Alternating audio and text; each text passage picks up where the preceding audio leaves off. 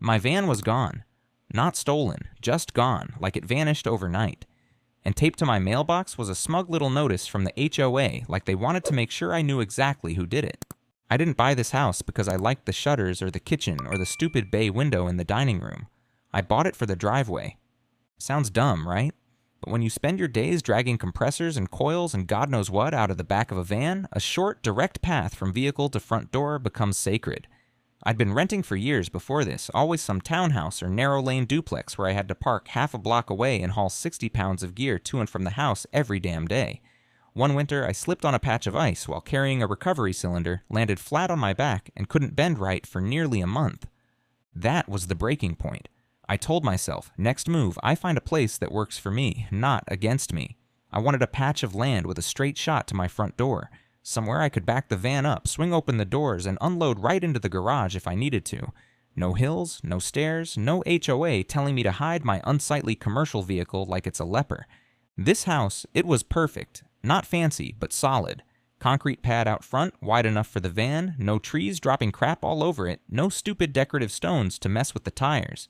Just clean, smooth access. The guy selling it had been a contractor too, and we kinda spoke the same language. He even said, "You're gonna love that driveway, man. I built it extra thick to hold a skid steer."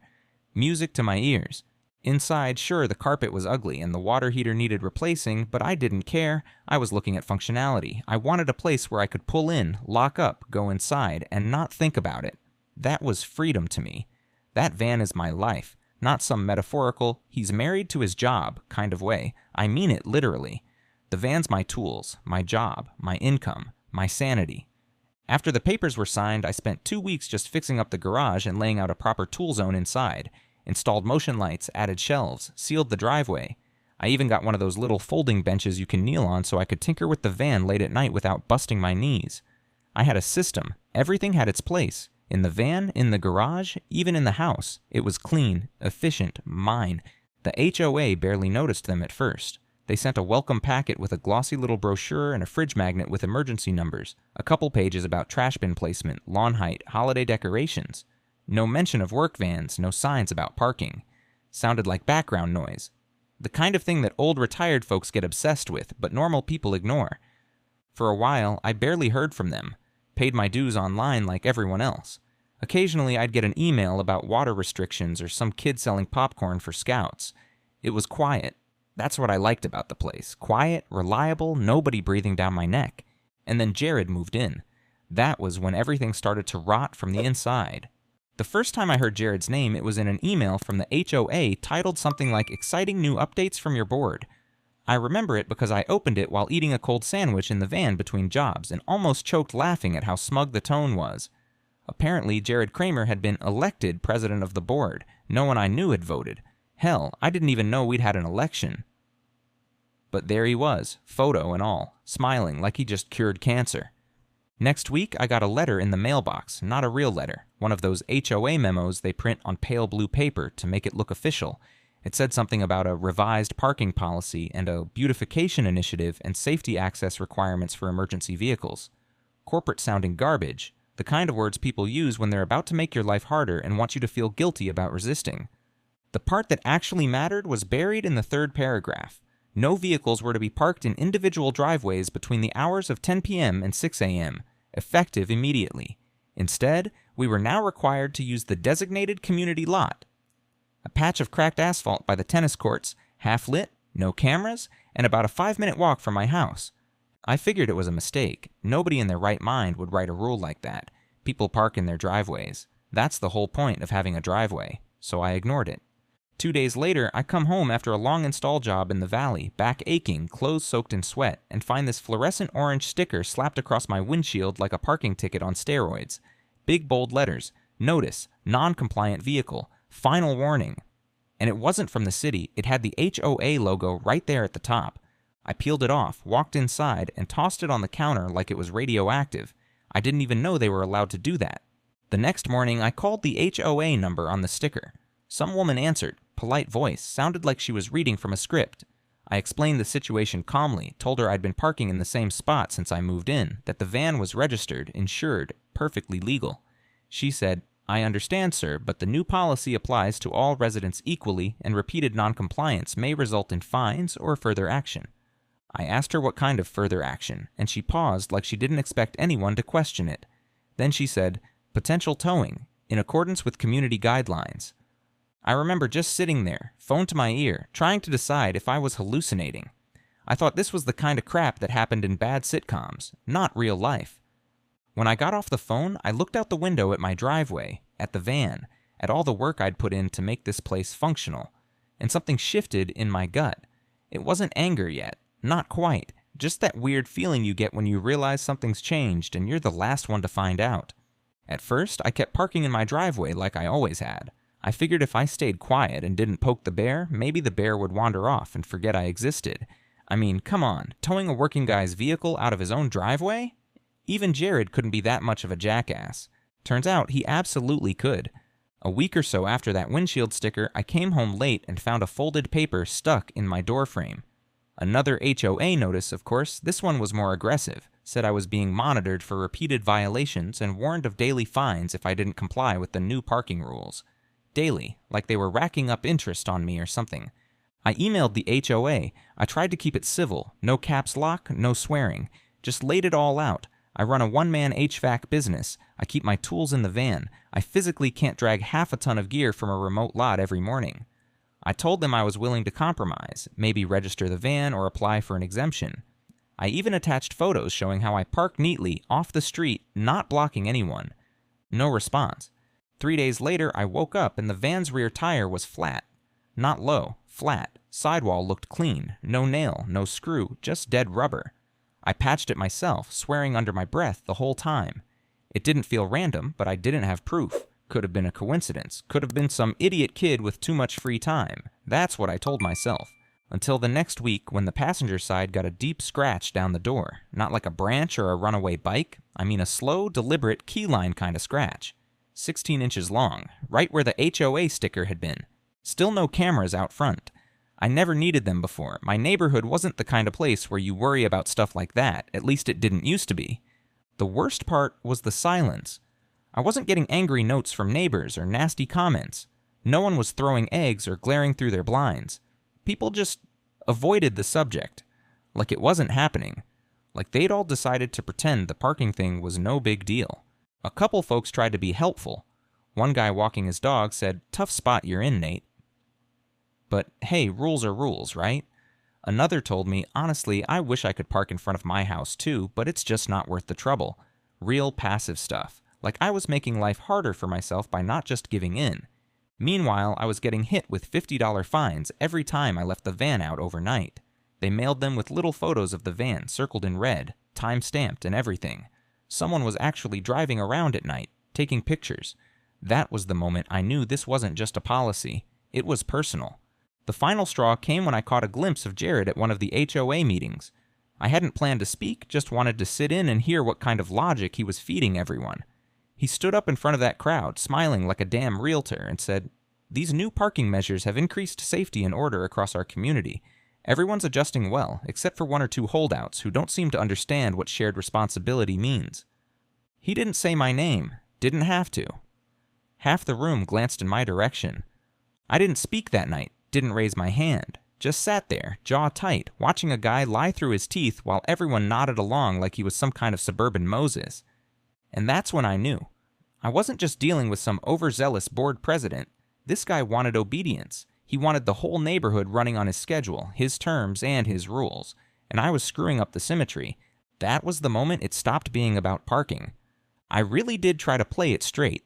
After that meeting, I spent the weekend going through the HOA bylaws line by line, page after page of dry legalese and passive-aggressive phrasing, like someone had written it specifically to bore you into submission.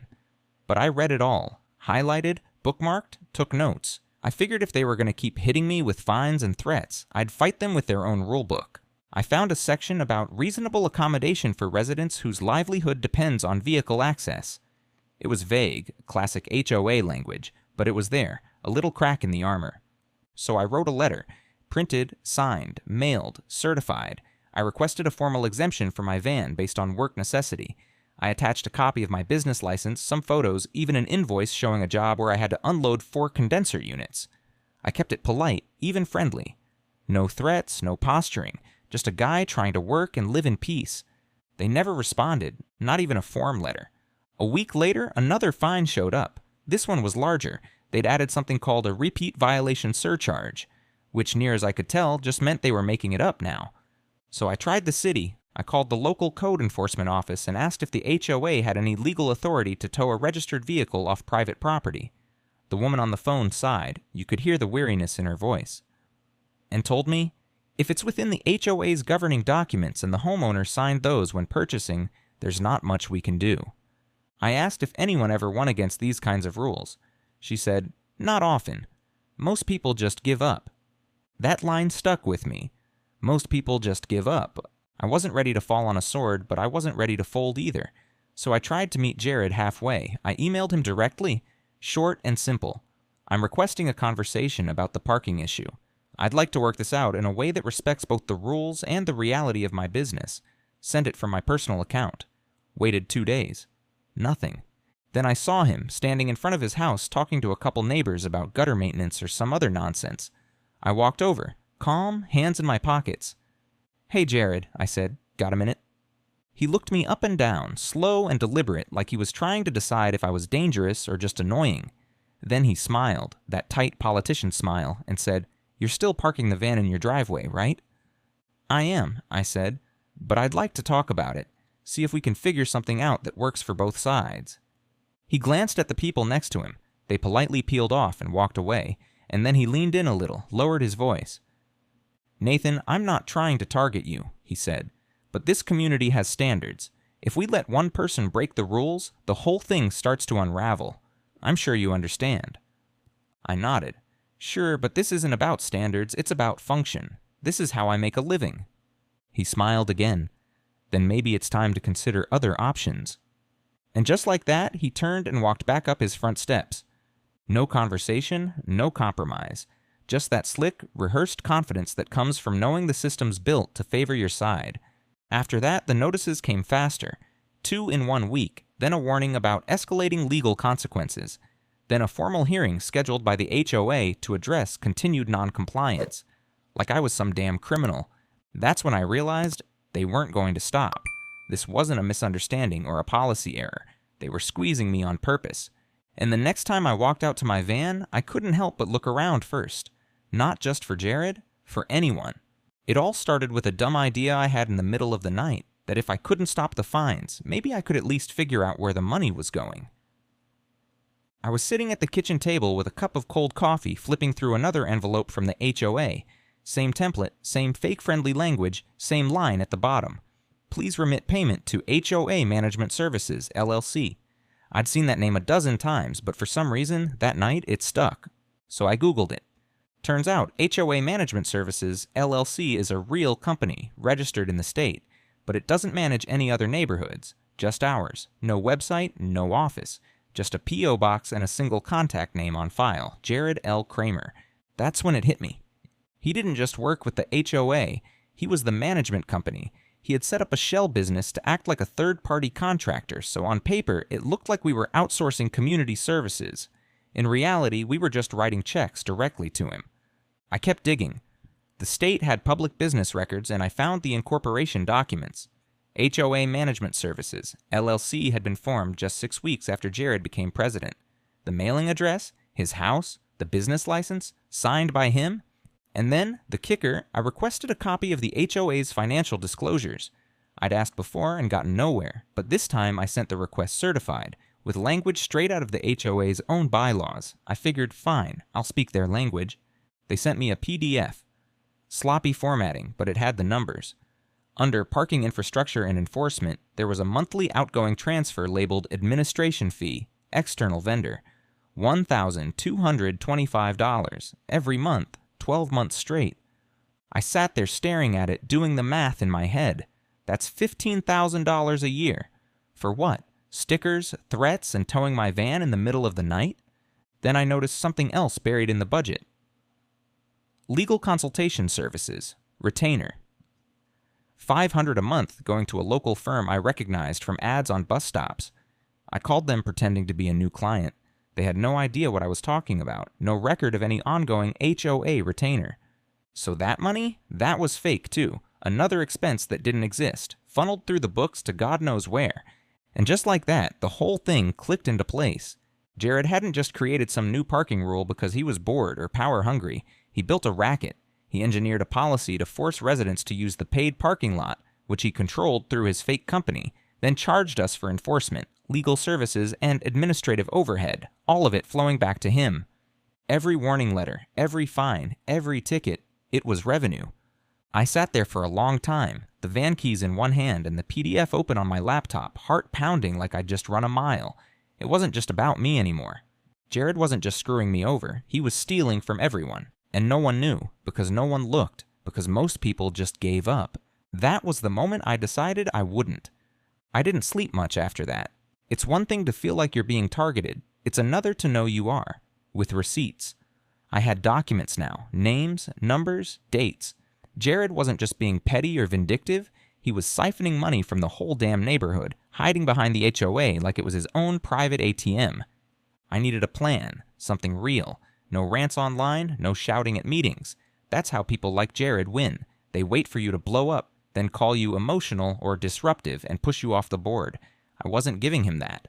So I started putting together a file. Not just the financial docs, I went all in. I printed the business registration forms for his fake company, highlighted the mailing address, screenshotted emails from the HOA where they refused to share records, collected every fine I'd been sent, took photos of the parking lot, the broken lights, the potholes, the obvious neglect.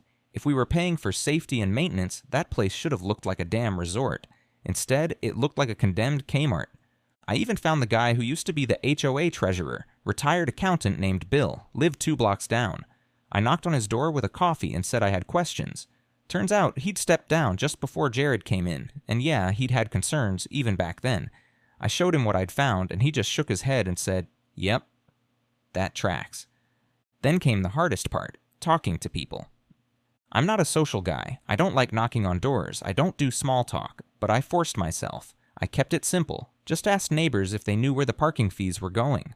Most didn't. Some had never even realized the lot was technically part of a separate vendor agreement. A few were just tired of the whole thing, but when I showed them what I had, their expressions changed. A couple even asked if they could have copies. So I made more. I printed 10 folders, stapled and labeled, and mailed them to every board member except Jared. I didn't write a cover letter. I let the papers speak for themselves. After that, I sent the same file, with a short neutral summary, to the Regional HOA Oversight Council. It's basically a watchdog group, half useless most of the time, but they do investigate fraud when someone pushes hard enough. Then I contacted a local reporter, not one of those TV blowhards. I found a freelancer who writes neighborhood exposés for the county journal, the kind of stuff retirees actually read. She wasn't interested at first, until I told her the HOA president was paying himself $15,000 a year through a fake vendor contract. That got her attention. I met her in the parking lot by the tennis courts, showed her everything, walked her through it step by step. She didn't say much at first, just kept flipping pages, asking the occasional question. Then she looked up and said, "You realize this could blow up your whole HOA, right?" I said, "Good." Because I wasn't just trying to get my van back in the driveway anymore. I was going after the whole damn scam. The article dropped on a Thursday. It wasn't front page news or anything, but around here, it hit like a brick through a window. President of HOA accused of self-dealing, residents. Question legitimacy of parking fines and vendor contracts. There was a photo of the lot, that sad, cracked mess with a busted floodlight hanging sideways, and right underneath it, a breakdown of the payments Jared had been quietly funneling to himself. They quoted me a few times, but I'd asked to stay anonymous, so it was just one resident with documentation. Didn't matter, everyone knew. I saw the mailman reading it in his truck. People were standing in driveways that morning with coffees and printouts, talking like they'd just found out their preacher had been pocketing donation money. Jared didn't say a word. Not publicly, not that day. But I did get an email, one line, "Oh, we should talk." I didn't respond. Instead, I sent the article to the same board members I'd mailed the folders to. A couple replied, short stuff like looking into this, and unacceptable if true. Non-committal, but the tone had shifted. Nobody was brushing me off anymore. By the weekend, someone, not me, had organized a special board meeting. Official notice went out to all residents. I showed up early and sat in the back. The room was packed. Folding chairs, standing room, people leaning against the walls, most of them quiet, just listening. but the mood was thick. A lot of folks had copies of the article in their laps. One guy next to me was flipping through it like he was cramming for a final. When Jared walked in, it got even quieter. He still had that look. Hair slicked, dress shirt tucked too neatly, expression somewhere between calm and condescending. He nodded to people like everything was fine. Sat at the head of the table like he owned the place. The meeting started with routine nonsense. Budget stuff, lawn care, whatever. But then one of the board members, a woman named Teresa, who I'd never spoken to before, cleared her throat and said, "Before we move on, I'd like to address the matter of our vendor contracts and recent questions from the community." She didn't mention Jared by name, just asked if he'd like to comment. He leaned forward, hands folded, and started with a line that made my stomach turn. "It's disappointing to see our community divided by misinformation." Then he launched into this polished monologue about transparency, how the vendor arrangement was totally above board, how the administrative costs were necessary, how every dollar has a purpose. He might have even believed it, or at least practiced it enough to sound like he did. Then someone stood up. I didn't recognize her. Older woman, maybe late 60s, soft voice, but steady. She held up the article and asked, "If every dollar has a purpose, why is the management company registered to your home address?" That cracked the room open. Hands went up. Voices rose. People started asking questions, real ones. Who approved the contracts? Why wasn't this disclosed? Why weren't bids open to other vendors? And where exactly was the legal consultation money going? Jared tried to answer, but his tone changed. He got defensive, less polished. He started blaming a lack of understanding, said we were misinterpreting basic governance practices. That's when Bill, the former treasurer, stood up. He had a manila envelope in his hand and a voice that didn't shake. Said he'd looked over the records, said the budget was altered without proper board vote, said no audit had been conducted in over a year, which violated HOA policy. Said if the board didn't act, he'd submit everything to the county fraud unit himself. Jared looked like someone had poured cold water down his spine. The board recessed. Behind closed doors for a while, people milled around, buzzing like bees. When they came back, Teresa took the mic and said the board was issuing a motion to suspend Jared from all administrative duties pending review. Then she added, almost as an afterthought, that law enforcement had already been notified. 2 days later, I saw a sheriff's cruiser outside Jared's house. They didn't drag him out in cuffs or anything, not some big show, but they did knock and they did go inside. From what I heard later, he was placed under investigation for financial misconduct and misuse of HOA funds. Still innocent until proven, sure, but it was official. He wasn't in charge anymore. The parking policy? Frozen. All fines suspended. They posted a notice saying they were reviewing every enforcement action from the past year. And for the first time in a long time, I walked out to my driveway and saw my van sitting there without a warning sticker on the windshield. It looked good there, like it belonged. You ever see a man try to disappear while sitting in the middle of a crowd? That was Jared at the next community meeting. It wasn't even a formal one, just one of those pop-up neighborhood forums they host when the board's trying to do damage control. No agenda, no printed materials, just a bunch of folding chairs on the rec center floor and some lukewarm coffee in the back. He was there, though, tucked in the third row wearing a golf pullover and that same smug neutral face he'd had the day they towed my van. But this time, nobody nodded to him. Nobody waved. It was like he'd become radioactive. The board opened with a statement saying an independent financial review was underway and that pending the outcome, all decisions related to the parking policy were being put on hold. You could feel the tension building, like everyone was waiting for someone to say what we were all thinking. That someone ended up being Marie Feldman, of all people. 60-something widow, bakes for everyone, always waters her roses in a visor and flip-flops. She stood up and asked the question flat out. If our money was being stolen and we were being lied to, who's going to jail for it? People clapped. Actually clapped. I don't think she even meant to stir the room up. She just said what needed saying. Then a man I'd never seen before raised his hand and introduced himself as an attorney who'd lived here for 9 years. Calm, measured tone. Said he'd reviewed the HOA's public filings and was concerned about multiple breaches of fiduciary duty. He offered to help residents form a legal committee, free of charge. Jared didn't speak, not a word. He sat perfectly still, blinking too much like he was trying to will himself invisible. And then came the cherry on top. Someone, I don't know who, stood up and read a statement from the sheriff's office. It was short, but the gist was clear. There was an active investigation into misuse of HOA funds, and Jared had been formally named in the complaint. They weren't charging him yet, but it was in motion. Nobody cheered. This wasn't a movie, but the silence that followed? That was better than any applause. It was the sound of a man being publicly dismantled, not just exposed, disassembled layer by layer under his neighbor's gaze. The board ended the meeting early, said they'd issue updates. Jared got up and walked out like his spine had turned to rubber. A couple people watched him go, but nobody stopped him. He didn't look back. Later that week, the HOA posted an official notice in the newsletter. Jared had been removed from the board pending further investigation, and all vendor contracts would be subject to outside audit. No apologies, no explanations, just a few cold lines in bold font. I took a screenshot, printed it, taped it to the inside of my garage cabinet, right next to my Torx wrench. Not out of spite, just as a reminder. The van's been back in the driveway ever since. No notes on the windshield, no warning letters, no glow-in-the-dark stickers screaming about non-compliance. Just a quiet, parked vehicle doing exactly what it was meant to do.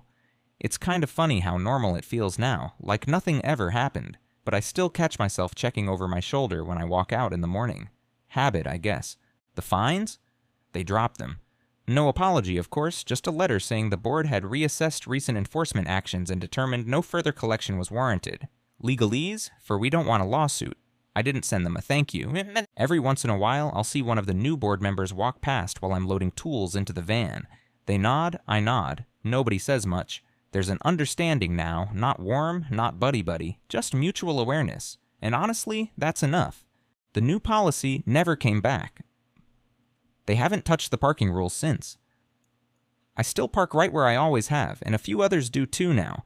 People who used to trudge back and forth from that busted lot with groceries and strollers. Seems like everyone just quietly decided Jared's version of order wasn't worth the trouble. As for him, last I heard, he moved out. House went up for sale with a motivated seller tag, and within a few weeks the sign was gone. No goodbye party, no speech, just vanished, like a bug flicked off a countertop. Sometimes I wonder if he thought he'd actually get away with it, or if in his mind what he did wasn't wrong, just business. People like that always have some way to justify it to themselves. Me? I didn't win anything huge. I didn't burn down the system or give some righteous speech that turned the neighborhood into a democracy overnight. I just kept showing up, and I didn't let them shove me out of my own driveway. That's what got him in the end. Not a protest, not a lawsuit, not even the article. Just a guy who wouldn't move his van.